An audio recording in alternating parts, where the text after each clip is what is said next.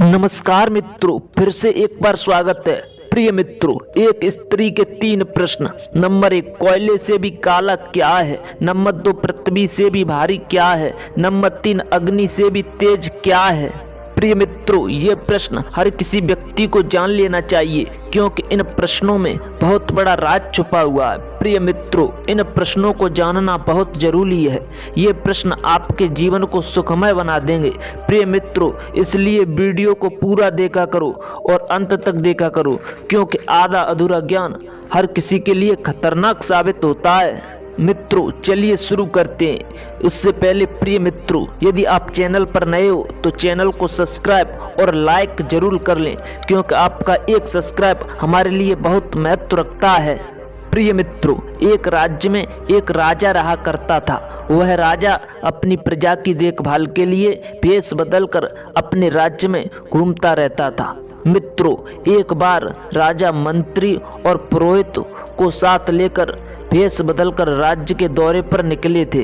प्रिय मित्रों, राजा देखना चाहते थे कि मेरी प्रजा क्या करती है, क्या भावना रखती है, क्या सोच रखती है, कैसे अपना जीवन यापन करती है, तथा मेरे राज्य में कौन दुखी है, कौन सुखी है, किसका कैसा आचरण है और किसका कैसा व्यवहार है।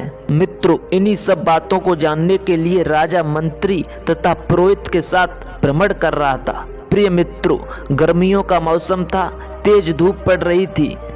मित्रों, उन तीनों को घूमते घूमते तेजी से प्यास लगने लगी थी। उनका प्यास के मारे गला सूखने लगा था। वो तीनों घूमते घूमते राज्य में एक दूर स्थित गांव में पहुंच चुके थे। प्रिय मित्रों, अब वो प्यास के मारे इधर उधर पानी की तलाश करने लगे। कुछ समय घूमने के बाद राजा की नजर में एक स्त्री आती है। वो स्त्री एक कुएं पर पानी निकाल रही थी। तभी उन तीनों ने विचार किया कि हमें भेष बदल कर आए हैं, हमें कोई पहचान न ले, इसलिए हमें भेष बदलकर एक एक करके पानी पीने जाना होगा। प्रिय मित्रों, तभी पहली बार उनमें से राजा पानी पीने गया और राजा ने उस स्त्री से कहा, बहन, मुझे बहुत तेजी से प्यास लगी है, कृपया मुझे पानी पिला दें। प्रिय मित्रों, उस स्त्री ने राजा से कहा कि मैं पानी तो पिला दूंगी, लेकिन उससे पहले आपको मेरे प्रश्नों का उत्तर देना होगा महाराज। मित्रों, राजा ने कहा, पूछिए बहन। तब उस स्त्री का प्रश्न था कि बताइए, इस संसार में कोयले से भी काला क्या है? मित्रों, राजा प्रश्न का जवाब नहीं दे पाया और वह प्रश्न राजा के दिल में घर कर गया। राजा सोचने लगा कि काजल से भी काला क्या हो सकता है, और राजा वहां से प्यासा ही लौटने लगा। तभी स्त्री ने कहा, ठहरिए, आपने मुझे बहन कहा है तो पानी पीते जाइए। और राजा पानी पीकर वहां से लौट गया। प्रिय मित्रों, दूसरी बार मंत्री पानी पीने के लिए पहुंचा और उसने भी पानी पिलाने का अनुरोध किया। फिर से स्त्री का वही जवाब था जो राजा ने कहा था। स्त्री ने कहा, पहले मेरे प्रश्न का जवाब दीजिए, उसके बाद जी भर के पानी पी लेना। मंत्री ने भी कहा, ठीक है, पूछिए बहन। स्त्री ने उस प्रश्न को पूछा, इस संसार में धरती से भी भारी क्या है? मंत्री भी स्त्री का प्रश्न सुनकर चकरा गए और उत्तर नहीं दे पाए और पानी पीकर चुपचाप राजा और पुरोहित के पास लौट गए। प्रिय मित्रों, मंत्री ने सारी बात राजा को सुनाई। तीसरी बार वहां पर पुरोहित पानी पीने के लिए गए। पुरोहित ने कहा, मुझे बहुत जोर से प्यास लगी है, कृपया बहन मुझे पानी पिला दें। स्त्री ने कहा, पहले आपको मेरे प्रश्न का उत्तर देना होगा। पुरोहित ने कहा, कोशिश करूंगा बहन। स्त्री ने पूछा, बताइए, इस संसार में अग्नि से भी तेज क्या है? तभी राजा और मंत्री की तरह पुरोहित भी उसका प्रश्न का जवाब नहीं दे सके।